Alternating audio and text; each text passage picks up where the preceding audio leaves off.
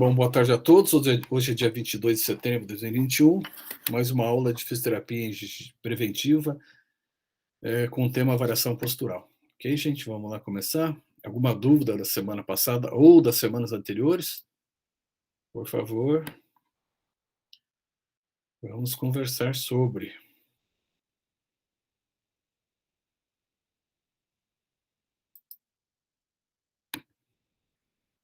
Já que não tem nenhuma dúvida, vamos fazer um leve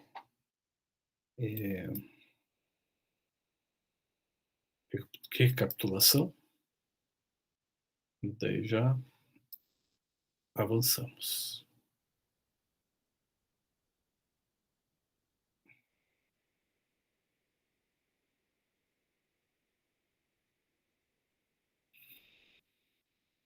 Vocês estão visualizando, né, gente? Tudo bem? Sim, prof. Ok, então. Tá só um pedaço da tela ou tá a tela inteira? Tá aparecendo 2 slides, mais ou menos, professor. Como assim 2 slides? Tipo, um inteiro e uma parte do outro, assim. Não, mas tudo bem. Tá no meio, assim, né? É isso, né? Isso. Isso, aham. Mas aparece um tamanho legal, né? Sim, dá para enxergar bem. Beleza. Não é que eu vou ficar meio aberto, meia sala de vocês aberta e meio slide, porque se alguém tentar entrar, né, daí eu consigo visualizar e autorizar. Senão só fico escutando aquele barulhinho lá e eu não consigo, né, sair, entrar, demora um certo tempo, tá bom? Então vamos lá, só no o que a gente tratou na semana passada, né?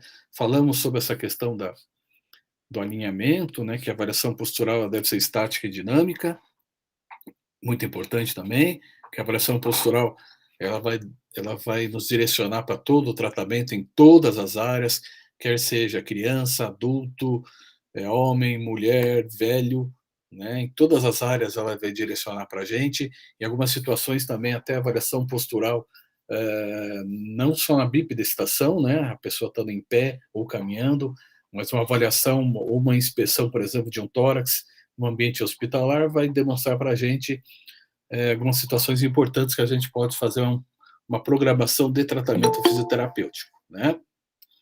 Aqui, é isso que eu falo para vocês, ó, tem uns atrasadinhos aí que, mesmo marcando o horário, eles... Ó, mais uma.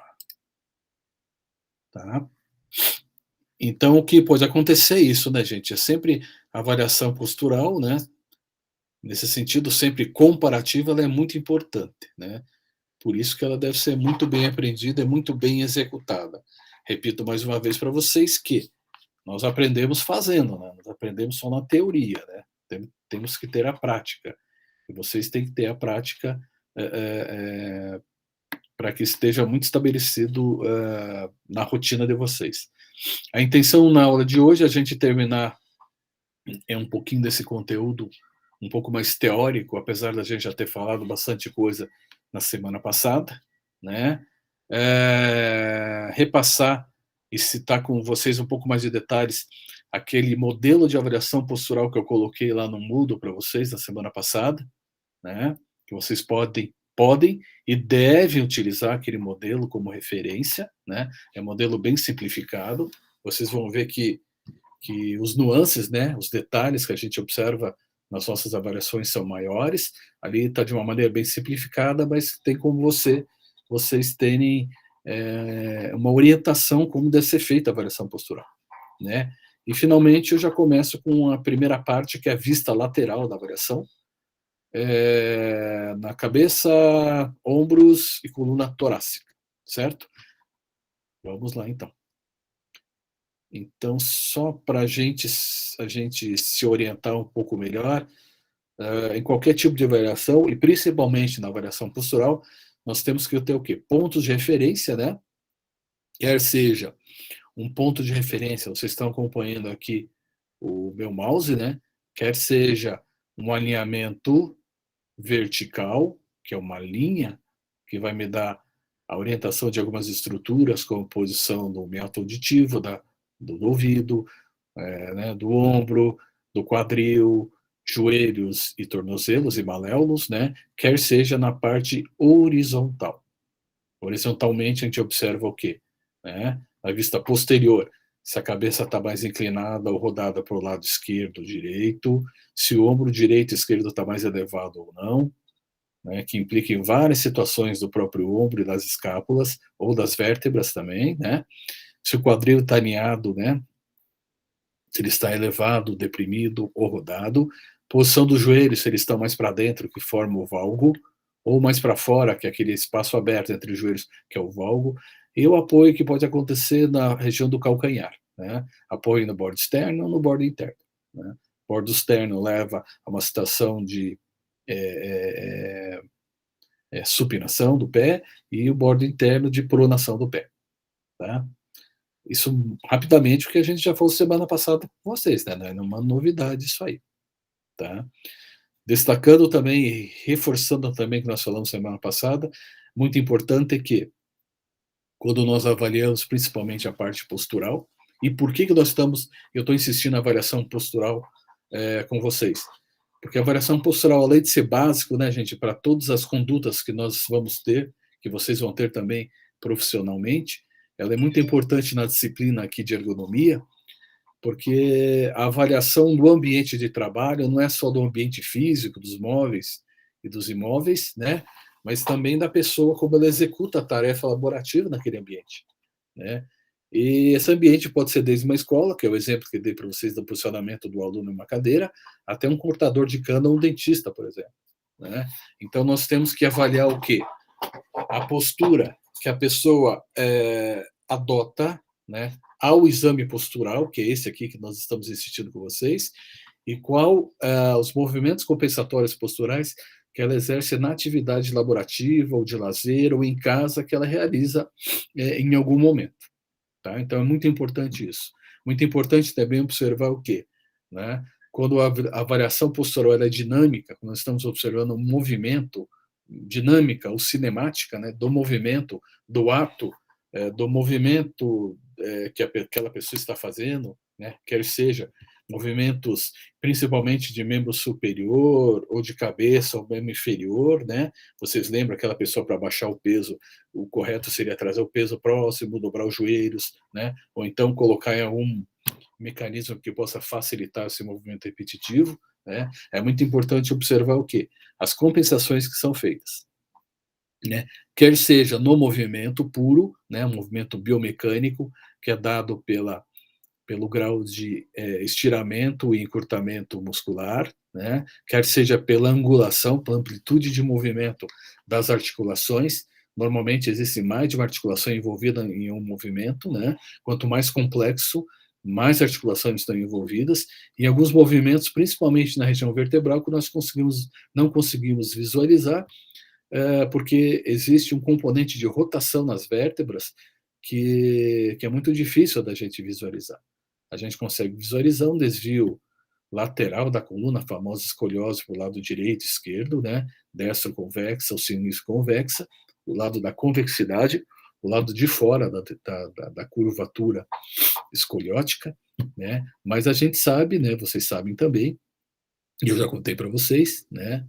Que no movimento escoliótico, na atitude escoliótica, ou melhor, na escoliose verdadeira, existe componente rotatório. Essa rotação da vértebra pode ser em um grau maior ou menor e causar complicações muito sérias ali na região torácica, região cardíaca, região pulmonar e região lombar com a queixa crônica de dor lombar, que é a principal queixa do trabalhador, né, independente de ser um serviço um pouco mais pesado ou um serviço estacionário como escritório, por exemplo. A principal queixa de afastamento do trabalho no mundo inteiro, né, países desenvolvidos em desenvolvimento, é lombalgia, com não comprometimento nervoso. Né? Quanto mais comprometimento nervoso, mais cuidados inspira. Ou seja, na medida em que acontecem esses desvios posturais, vai acontecer o quê? Encurtamento de algum grupo muscular importante. Por exemplo, né, em uma hipercifose dorsal, né, onde a região dorsal, né, torácica no meio das costas, ela aumenta, né, a amplitude de movimento, a curvatura para a parte anterior. Normalmente, se torna mais crônico, acontece o quê? um encurtamento da musculatura peitoral na região anterior do corpo, né, da cadeia anterior do corpo, e a cadeia posterior, né, toda a musculatura paravertebral, dependendo se o ombro direito, esquerdo está mais elevado, ela vai se encurtando ou se alongando em excesso. Se alonga em excesso, causa o quê? Né? Fraqueza, debilidade e fadiga muscular. Né? Então, por isso que a gente tem que entrar com uma série de condutas, tratando primeiro dor, depois levando a fortalecimento, levando a alongamento das estruturas que estão encurtadas. Sem esse programa básico, gente, a gente não consegue fazer um tratamento adequado, ok? Então, ali vocês estão vendo um exemplo da cifose dorsal, né, da corcunda, né? Aqui eu não gosto muito desse nome, mas vocês podem encontrar isso, até porque corcunda, né, que é uma hipercifose dorsal, normalmente quem é corcunda no sentido assim, já está se entendendo que é o quê? É uma hipercifose torácica dorsal acentuadíssima e normalmente ela está associada a um processo já crônico, já acontece há muitos anos. Quanto mais crônico foi um processo de desvio postural na coluna vertebral, o que acontece?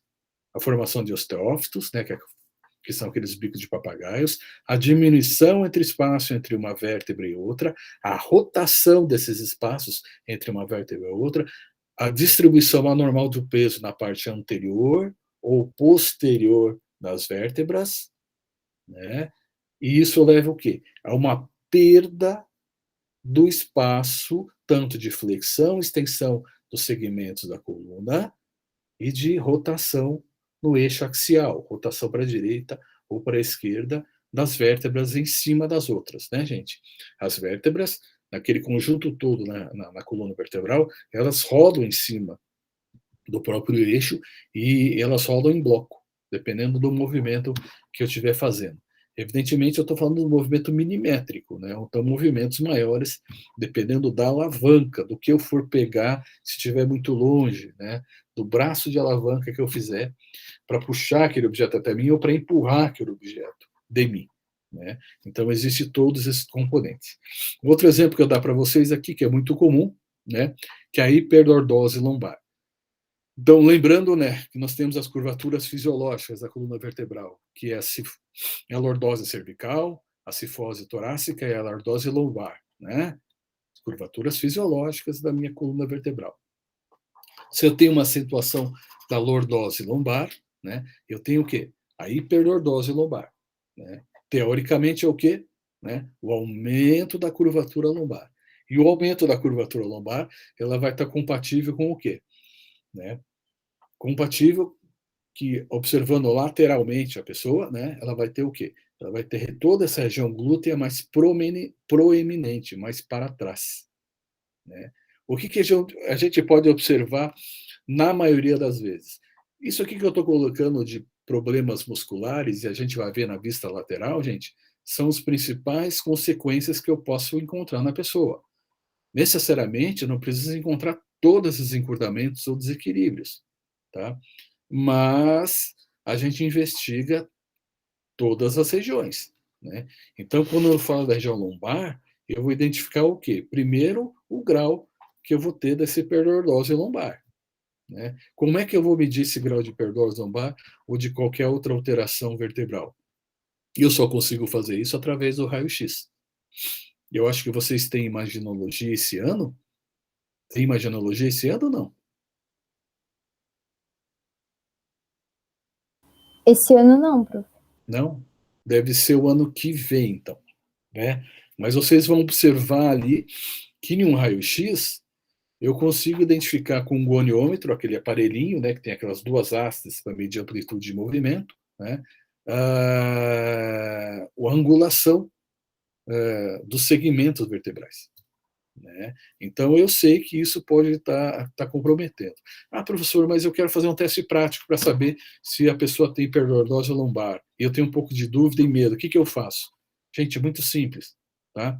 Pede para essa pessoa deitar de barriga para cima, né, decúbito dorsal, né, pernas esticadas, braços ao lado do corpo. Você vai pegar as suas duas mãos, né, e vai fazer o quê? Você vai passar embaixo das costas da pessoa na região lombar. Né? Se as mãos se encontrarem lá na região lombar, essa pessoa, né, e não encostou em nada, encostou alguma porção da parte de trás da coluna dela, ela tem uma hiperdorose lombar, né? Uma curvatura lordótica, né, lombar normal, né, aceitável, né, a grosso modo, né, é você o quê? Quando você começa a vir ali do lado da cintura, a tua mão, ela só entra o quê? Ela vai entrar o quê? Uns 10 centímetros só e ela não entra mais. Porque tem toda a parte muscular que não deixa uma mão encontrar com a outra. Ok? Então, se entrar em torno de 10 centímetros ali do lado da cintura, gente, normal, beleza. Em relação à hiperdose lombar. Não sei se ela está com o quadril mais alto ou mais baixo, se ela está com o quadril mais rodado para frente ou para trás, né? Desculpe, o quadril rodado mais para o lado direito ou lado esquerdo, se o quadril dela está mais anterovertido, rodado para frente, as duas cristas ilíacas superiores, ou rodado para trás como um todo. Né? Isso fora que o quadril ele pode ter esses movimentos associados. Ele pode estar um lado mais alto, mais para frente ou para trás, e um lado deles rodado mais para frente ou mais para trás que o outro. Né? Então, o que a gente, por isso que eu falo para vocês, é observação. Tem que se observar esses desequilíbrios, gente.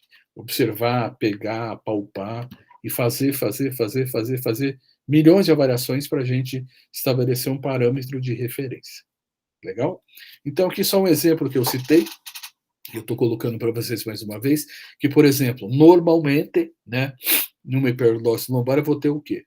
Um grau de encurtamento de pessoas, né, discos tibiais também, região posterior de coxa. Como é que eu vou testar isso? Essa mesma pessoa que é decúbito do dorsal, eu vou trazer a perna devagarzinho com o joelho esticado, né, para cima.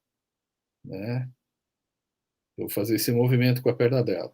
E dependendo do grau que ela refere dor na parte de trás da coxa, né, eu sei que tem um encurtamento maior ou menor. Importante nesse sentido. É muito frequente encontrar o quê? Um encurtamento que seja diferente no membro inferior direito e esquerdo. Tá? Normalmente eu tenho um membro inferior mais encurtado que o outro.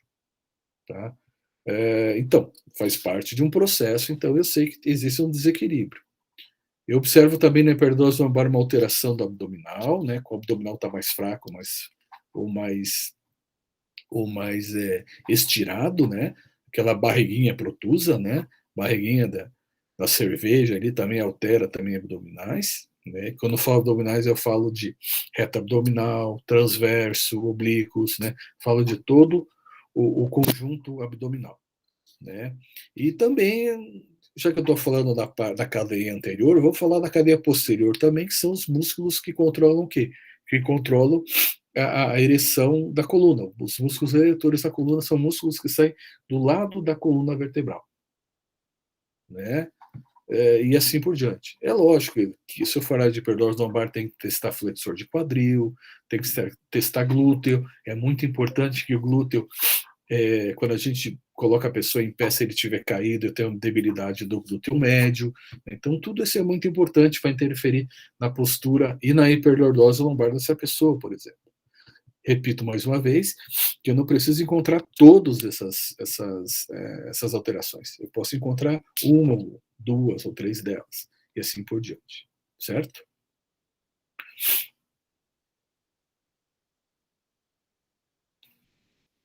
Os princípios básicos, tá, gente?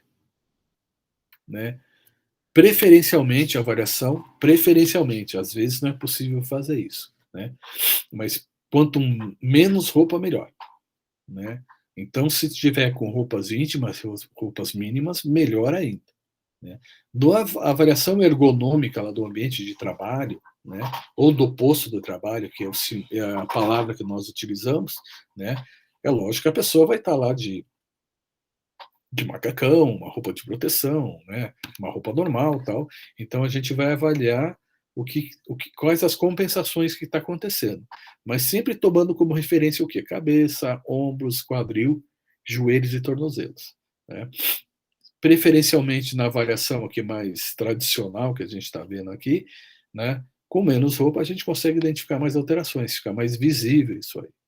Né? Já falei para vocês, é importante também que não seja utilizado sapato, que a gente pode usar o sapato daquela pessoa, o sandália, o chinelo, como meio de tentar identificar qual a descarga de peso que ela está fazendo no calcanhar, que vai afetar todo o corpo dele, né?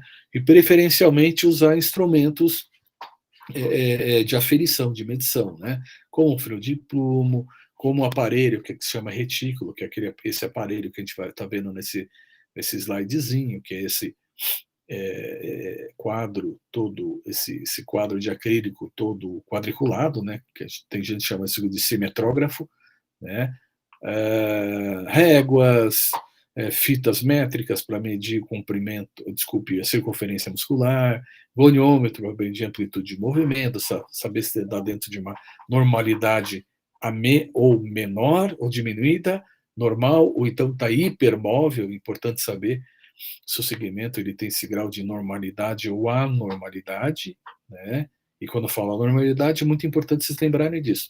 Pode ter amplitude de movimento diminuída ou aumentada, né? Nos dois casos pode levar a alterações ligamentares, principalmente muito importantes. Então, aqui nesse slide, você está observando, né, o sujeito aqui avaliado na vista anterior, lateral direita, lateral esquerda e parte posterior, né? A gente procura fazer o quê, né? Uma leve rotação externa lá de uns 10 graus, né? Mínima, né? Não, falei na semana passada, alguém perguntou para mim, não vai interferir em todo esses componentes que a gente vai procurar identificar, né? E aqui fica muito mais fácil porque dá para se avaliar o quê? Por exemplo, a posição no ombro, onde está o meu mouse aqui, esse ombro direito da pessoa, vocês veem essa linha, onde o meu mouse está caminhando, né? E a gente vê assim, apesar de não ser uma foto de boa definição, nós podemos identificar o quê, né, gente? Que esse ombro direito dessa pessoa aqui, desse indivíduo, ele está mais baixo em relação ao esquerdo. Olha aqui a linha. A linha está aqui, né? O ombro esquerdo encosta nessa linha e o ápice do ombro aqui, né? A ponta do ombro, ela está mais baixa. Ombro direito mais baixo. Estou vendo meu sujeito aqui na vista posterior, né? Olha aqui o ombro direito dele. Está nessa linha aqui. Se eu seguir reto aqui, o ombro esquerdo ele está mais alto. Olha aqui, né? Está nesse sentido aqui, né? Aqui é um exemplo muito simplesinho, uma foto que a gente pode identificar isso aí. Existem alguns softwares também que auxiliam a gente nesse sentido, né? O mais conhecido desse software, ele tem esse nome engraçado aqui, chama Sapo, né? É um software de avaliação postural. É um software free, né? Vocês fazem o download gratuito, isso aí, né? E vocês podem utilizar sem problema nenhum. Eu já coloquei aqui um endereço para vocês terem um acesso mais rápido, se vocês quiserem já ir utilizando, né? Já ir vendo como é que ele funciona, né? Ele funciona basicamente fazendo uma captura de uma imagem fotográfica, né? Pode usar foto de celular, câmera fotográfica, né? Alguma coisa que fotografe essa pessoa, né? Só que no Sapo, né? São colocadas algumas bolinhas de isopor, que são essas estruturas brancas que vocês estão vendo aqui na coluna toda, no cotovelo, né, no punho, ombro, ouvido, quadril, né? Todas essas regiões estão sinalizadas aqui para que se faça uma comparação com o lado direito e esquerdo nas diversas vistas, né? É bem interessante isso. É um ponto de referência porque o Sapo, né, esse software, ele vai mostrar para a gente quão longe ele está, quantos centímetros que ele está mais afastado, por exemplo, na vista posterior de uma linha, né, vertical, o joelho direito ou esquerdo, né? É um software muito utilizado para isso. Existem muitos softwares para isso, né? Existem softwares pagos que ele já tem um grau de precisão muito maior, né? No departamento, quem trabalha com avaliação postural e fazer a utilização desses softwares é a professora Marina, que eu acho que é responsável pela disciplina agora de estágio em gerontologia, né? A professora Aline Carrasco também, ela já usou muito esse software também. Então, contando para vocês terem referência de alguém que vocês podem conversar e pedir mais opiniões sobre outros softwares também, tá?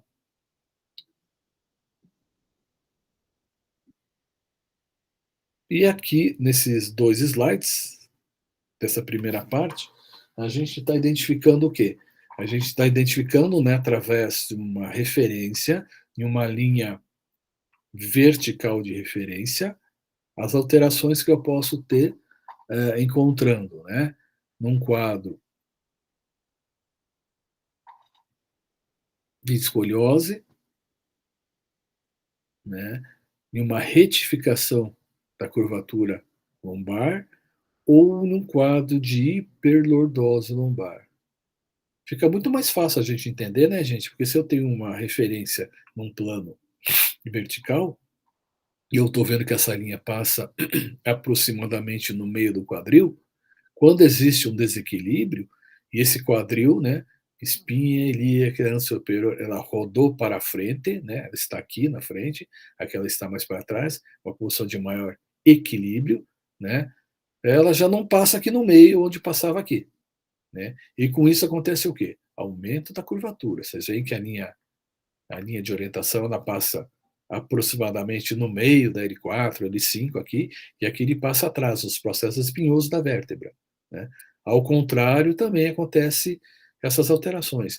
Eu tenho um movimento de anteroversão, né? Espinha ilíaca vai para frente, e de retroversão, espinha ilíaca vai para trás. Quando vai para trás, acontece o quê?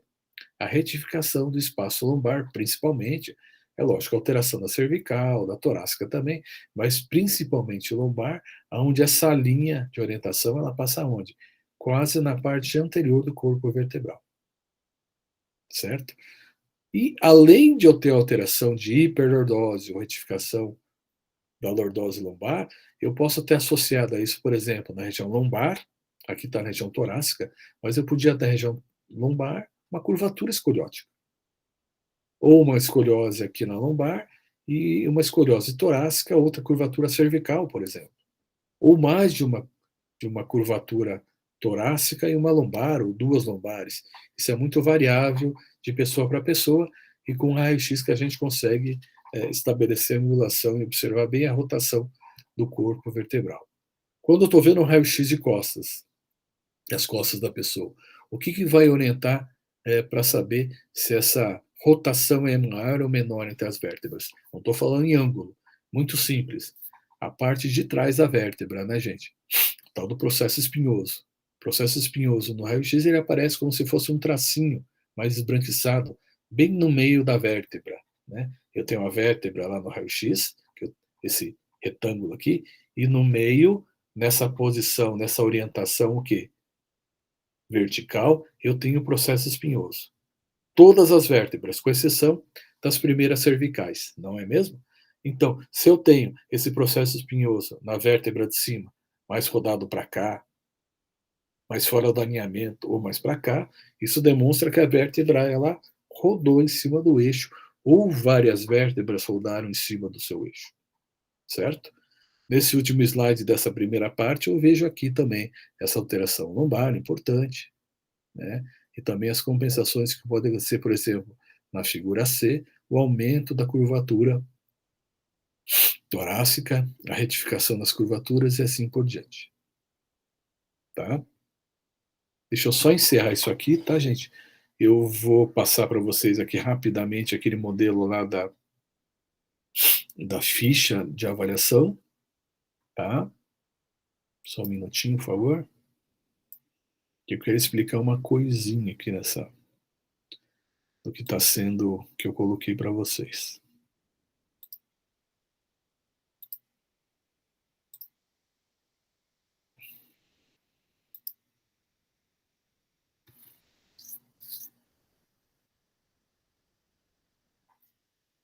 Vocês não estão conseguindo visualizar a ficha inteira, está aparecendo só um pedaço dela. É isso? Sim, Isso. prof. Ok, então eu vou maximizar. Agora apareceu inteira? Agora apareceu. Beleza. Então tá, gente, isso aqui é um modelo muito simples de avaliação postural, mas que serve como referência, uma referência muito bacana, tá? Eu coloquei aqui o livro que foi retirado, né, que é esse livro Fisioterapia nas Empresas, né? E é uma ficha muito simples, onde observa o quê? A vista anterior, vista posterior e as vistas laterais. Lateral aqui, como ele é muito simples, ela não coloca lateral direita ou esquerda. E é importante colocar, certo? Eu não vou ter o meu lado lateral os mesmos distúrbios, as minhas alterações que eu encontro do outro lado, né? Até uso um termo interessante, né? Quando acontece de um lado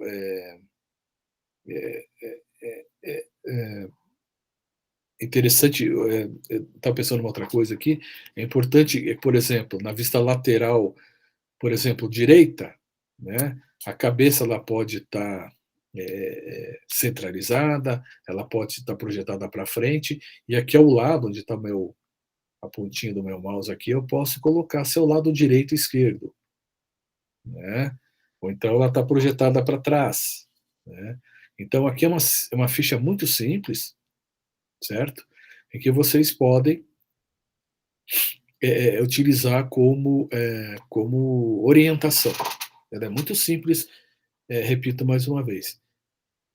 Deixa eu só falar uma coisa, pode parecer bobagem, mas não é. Essa bolinha que aparece aqui na frente de cada item, tá, gente? É para marcar, é lógico, se tem alguma alteração, né? Por exemplo, se o joelho está mais flexionado, meio dobrado, né? Eu marco aqui, né? Eu faço um xizinho, pinto de preto aqui e anoto direito e esquerdo ou os dois, tá? Não é nada de estranho. Dessa ficha aqui de avaliação, tá, gente? Essa altura, ela não, desculpe, ela não considera análise de marcha. Eu, particularmente, acho muito importante fazer a avaliação postural dinâmica, né? Ela considera aqui duas coisas importantes, que é a flexibilidade anterior e lateral da coluna, que são parâmetros também muito importantes para saber se eu estou ganhando maior flexibilidade, tanto com a parte de exercício passivo ou ativo com aquela pessoa, né? Que é uma coisa muito simples, né? O que ela vai fazer na parte de flexibilidade anterior ou lateral? Na anterior, a pessoa vai ficar em pé e vai pedir que ela faça uma flexão anterior do tronco, desloque o tronco para frente, né? Tentando tocar a mão no chão, evidentemente sem dobrar o joelho, né? E aqui, o mais correto seria pegar uma fita métrica, né? Uma fita métrica, e medir quanto falta para a pessoa alcançar a ponta dos dedos com a mão direita e esquerda. Importante, às vezes, e é muito comum isso, como a musculatura de um lado do corpo está mais encurtada que o outro, né? Ela vai com a mão direita ou esquerda em medidas diferentes. Então, o importante é a gente observar quanto falta para ela alcançar e medir quanto falta para ela alcançar com a ponta dos dedos no chão, né? E se tem uma delas que tem uma distância diferente na mão direita e esquerda. Aqui ela está colocando a altura, está colocando de maneira muito mais simples, como se essa pessoa conseguisse alcançar o chão, se usasse o tornozelo, parte do tornozelo como referência, né? Se quando dobra o corpo para frente, faz essa flexão anterior do tronco, as mãos chegam no meio da perna, né? No terço médio da tíbia, ou se muitas vezes algumas pessoas, por incrível que pareça, pode acontecer isso, né? Elas têm um grau de encurtamento tão grande que as palmas das mãos delas, quando ela vai para frente, só consegue alcançar no joelho, né? Eu estou falando isso, por exemplo, vamos dizer assim, uma pessoa que tem essa mobilidade prejudicada, por exemplo, uma pessoa mais jovem, né? Um pós-operatório de coluna vertebral, um pós-operatório que ela permaneceu muito tempo acamada, né? Um pós-operatório de uma fratura de fêmur, né? Um pós-operatório de alguma coisa que ela permaneceu, principalmente ortopédico, que ela permaneceu muito tempo imobilizada, e imobilidade, né, leva o quê? A um encurtamento muscular maior. Então ela pode desenvolver isso. Professor, qual que é outra situação que eu posso observar um encurtamento importante na flexibilidade anterior? Por exemplo, idosos que não têm atividade física, né? Então eles tendem a desenvolver um pouco mais de encurtamento. Professor, mas eu posso encontrar também um idoso que tem um super flexibilidade, né? Que alcance a ponta dos dedos e às vezes acontece de alcançar até a palma da mão lá no chão. Pode, gente. É hiperflexibilidade anterior ou lateral do tronco, né? Que a gente também tem que tomar cuidado. Por quê? Porque uma hiperelasticidade ligamentar que essa pessoa teve durante toda a sua vida, né, pode também favorecer o aparecimento de algumas lesões nos próprios ligamentos, lesões musculares ou lesões ósseas também, lesões posturais importantes. Tá? Então é muito importante sempre diminuir a flexibilidade, observar até quando, e se essa flexibilidade está aumentada, também observar quanto ela está aumentada. Né?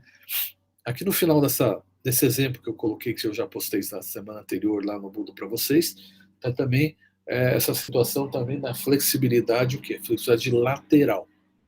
Né? Lateral direita, lateral esquerda. O que ele vai fazer, professor? A pessoa, muito simples, vai inclinar o seu corpo para o lado direito, né? E você vai observar até onde a ponta dos dedos chega, se chega no quadril, se chega no meio das coxas, se chega no joelho, né? Se vai chegar lá no meio da perna, lógico que não, lateralmente ela não vai conseguir alcançar o chão, né, gente? É impossível fazer isso, né? Até porque quando ela faz a flexão lateral do tronco, a mão, né, o braço, né, o membro superior, né, ele vai o quê? Ele vai deslizando ao lado do corpo, né, para o lado e desliza para o corpo do lado do outro. É um movimento muito calmo, muito tranquilo, e sem pedir para ela, falar, não, força o máximo que você puder. Não, vai até o seu limite que você consegue fazer movimento para o lado direito, esquerdo do corpo, né? Mais uma vez, o mais correto é marcar numa ficha, né? E na flexão anterior do corpo também, quando que essa pessoa chega de uma maneira muito tranquila, né? Só para fechar um pouquinho mais essa ficha aqui, né? Essa ficha vai ser muito legal que, por exemplo, na vista anterior, eu vendo a pessoa de frente, né? Eu observo se a cabeça está alinhada, né? Se não está inclinada mais para o lado direito, esquerdo, se ela não está rodada para o lado direito, esquerdo, ela pode estar ao mesmo tempo inclinada e rodada para um lado, né? Aí vai lá e marca essa bolinha ali para vocês terem uma orientação, né? Que aqui já dá um item, que é rodada inclinada para a direita. Ela pode só estar inclinada, só rodada, ou pode estar rodada e inclinada, por exemplo. Eu posso ter um quadril, vamos lá para baixo, né? Alinhado, né? Posso ter o lado direito mais alto, ou o lado esquerdo mais baixo, e assim por diante. Né? Ombros alinhados como o quadril. Importante na vista anterior e posterior verificar se joelho é valgo ou varo. Tá? Essa ficha, como é uma ficha um pouco mais simples, ela não dá uma situação que acontece, tá, gente? Que é muito comum. Quando eu tenho joelhos valgo, normalmente um joelho ele pode estar retificado, né, normal, e eu posso ter um joelho valgo ou um joelho varo. Desculpe, é um joelho retificado e um joelho valgo. Eu não preciso ter os dois joelhos valgos. Eu posso ter um só valgo, como eu posso ter só um varo também. Ou eu posso ter os dois joelhos valgos também, sendo que um é mais valgo que o outro, ou então quando é varo, é mais varo que o outro. Tá? Eu posso ter essas variações. Essa ficha aqui é muito simplesinha, né? Então podia pôr do lado aqui direito ou esquerdo, né? Joelhos, por exemplo. Né? Triângulos de Tales, que é aquela reação que existe entre ombro, né? Um triângulo, né? A parte do triângulo começa no lado direito ou esquerdo, no faz, e desce o triângulo que termina lá no umbigo e volta para o ombro, né? Forma um triângulo, né? Com a ponta, com o ápice dele para baixo. Então, eu sei que ele é simétrico quando essa porção do ombro, né, tá igual dos dois lados. Né? Um triângulo bem bonitinho. Se ele está a porção aumentada mais à direita, mais à esquerda, tem uma figura mais deformada nesse sentido. Na parte posterior também, posicionamento de cabeça, triângulo de Tales, quadris, toda essa questão toda. Né? Ela usa esse termo de gibosidade que eu não gosto. Eu prefiro hipercifose dorsal. Né? Essa gibosidade é uma deformidade postural torácica muito estruturada. né? Muito grave, muito estruturada. Eu, particularmente, não gosto muito desse termo aí, né? É um termo um pouco mais antigo, até na própria literatura. A vista lateral também a gente vai observar isso, né? Com a diferença, né? Que na vista lateral tem que se observar a lateral direita e esquerda, observar se o ombro ele está mais rodado para frente, que é a anteropulsão, rodado para trás, retropulsão. Os dois podem estar rodados para frente, os dois podem estar rodados para trás, mas pode acontecer de um estar mais rodado que o outro. Então é que do ladinho coloca direito ou esquerdo, que a gente se orienta melhor, né? Coluna, a gente lembrando uma vez na vista lateral, né? Os posicionamentos da coluna dorsal, abdômen, se está barriguinha para frente, protuso, antero-retroversão de quadril, as pernas, a posição, muito importante isso, tá, gente? Se elas estão, se os joelhos, quando a pessoa está em pé de lado ali, se eles estão naturalmente um pouquinho dobradinhos, né? Você não vai pedir para ela retificar, você quer observar as alterações que acontecem, né? Ou então estão hiperespendidas, que o joelho recurvato, outro nome que a gente encontra também, são super esticadas também. Normalmente, tanto em semiflexão e hiperextensão, tem a ver com quadril, tem a ver com, com retificação ou hiperlordose lombar. Então, os segmentos eles têm muita relação entre eles. Evidentemente, na parte lateral, a curvatura lombar e os testes tanto da parte anterior e lateral, que eu já falei para vocês. O que ela não coloca, que essa autora não coloca, deixa eu só diminuir aqui, minimizar e parar essa apresentação aqui. O que essa autora não coloca é que a relação que existe com a marcha, né? E é muito importante em marcha saber, principalmente, qual porção do pé é utilizada, se ela faz um apoio legal nessa ordem, entre calcanhar, meio pé e impulso, parte anterior do pé, se ela não pula alguma dessas fases da marcha, né, de aceleração e aceleração, se o tamanho do passo é igual do lado direito e esquerdo, se o ritmo é igual, desculpe, e se principalmente os membros superiores, os braços, né, eles fazem o movimento compensatório e oscilatório contralateral. Ou seja, né, todo mundo que anda, quando coloca a perna direita para frente, né, acontece uma compensação que o braço esquerdo vai para frente, o braço contrário, né, para acontecer uma compensação no nosso corpo. Ninguém anda normalmente com os dois braços fixos do lado do corpo. E ninguém anda jogando os dois braços ao mesmo tempo para frente e para trás, né? É sempre contralateral, né? À medida que o quadril vai para frente, o quadril direito, o braço esquerdo vai para frente. E assim por diante, né? Para tentar equilibrar o nosso centro de gravidade. Tá. Agora são 2h20, tá, gente? Eu não vou, na verdade, 2h30 já. Eu não vou prosseguir, porque, na verdade, o que eu queria, né? Eu acabei, para variar, a gente se estender bastante aqui. O que eu queria fazer? Deixa eu só achar aqui um PDF para vocês, que eu já coloquei isso aí lá no Moodle, certo? Já está lá no Moodle, bem tranquilo para vocês. Não é isso que eu quero. Vamos ver aqui.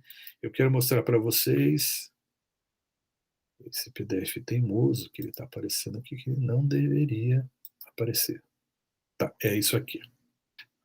Eu quero mostrar para vocês como é que a gente vai entender os principais distúrbios e associar também os encurtamentos e as alterações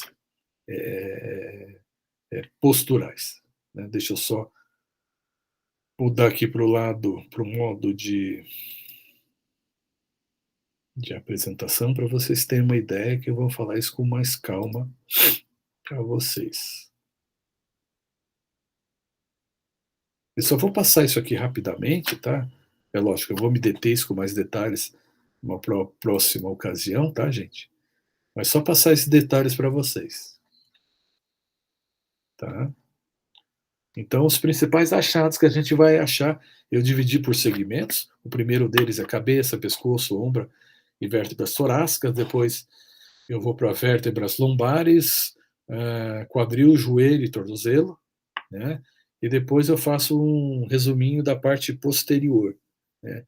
Que vai pegar mais a questão da escoliose.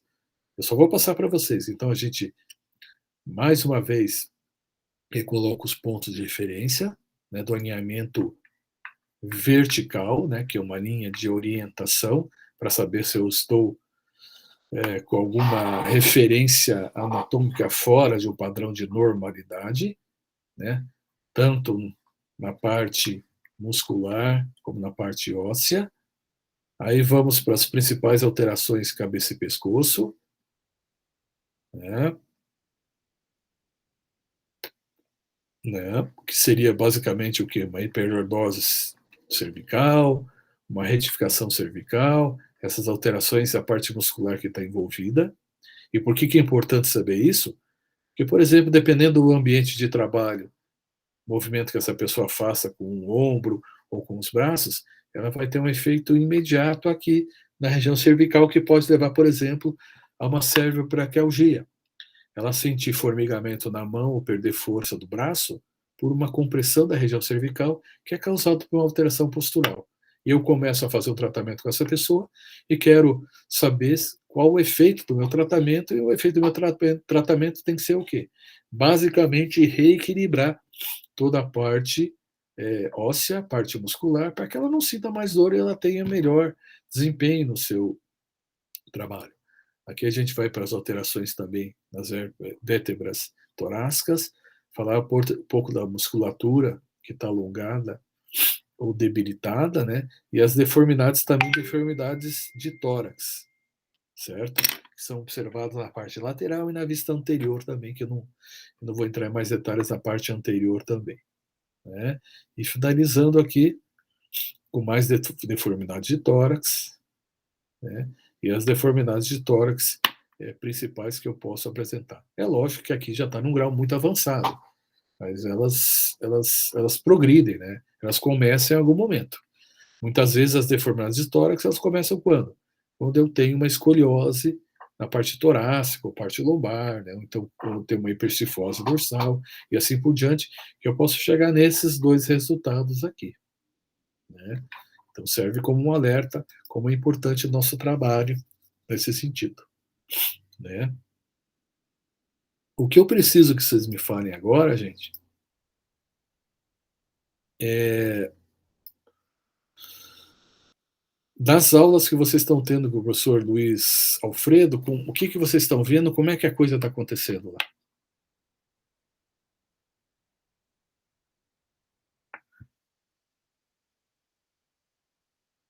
A gente viu um pouco sobre postura, professor. Só que agora está em provas e avaliações, eu acho. Mas ele está dividindo, por exemplo, em membro superior, tronco, membro inferior, como é que está a coisa? De músculo ele dividiu tudo, assim, cada parte, de ombro, de braço, tudo. Entendi. Mas essa parte postural, ele chegou a falar para vocês de musculatura que tem encurtada, alongada, nos principais desvios? Ainda não.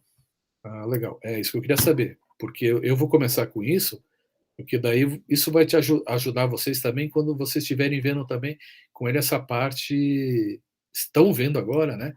Essa parte de provas e funções musculares. Só que o que eu vou fazer? Eu vou mostrar para vocês as alterações que acontecem e vou estar sempre associando com uma atividade de trabalho, de lazer esportiva, né? Para saber o que pode levar a isso. Essa que era a minha dúvida. Então vai ajudar vocês bastante, né? Gente, Oi? Algum questionamento, gente?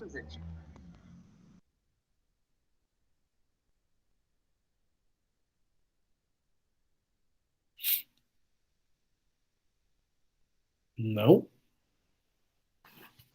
Oh, vocês estão muito quietinhos aí. Tem que falar alguma coisa, né?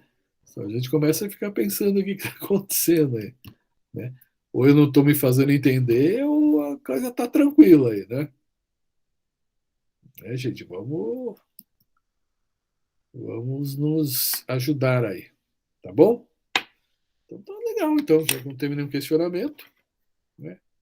Eu, por exemplo, até hoje, depois de 30 anos, tenho um monte de dúvida, né? Mas tudo bem, né? Tá encerrada a aula de hoje até semana que vem, tá, gente? Tá bom? Então, boa tarde para todo mundo aí. Boa tarde, prof. Tchau. Tchau. Tchau, prof. Tchau, prof. Tchau, prof. Obrigado. Boa tarde pra você também.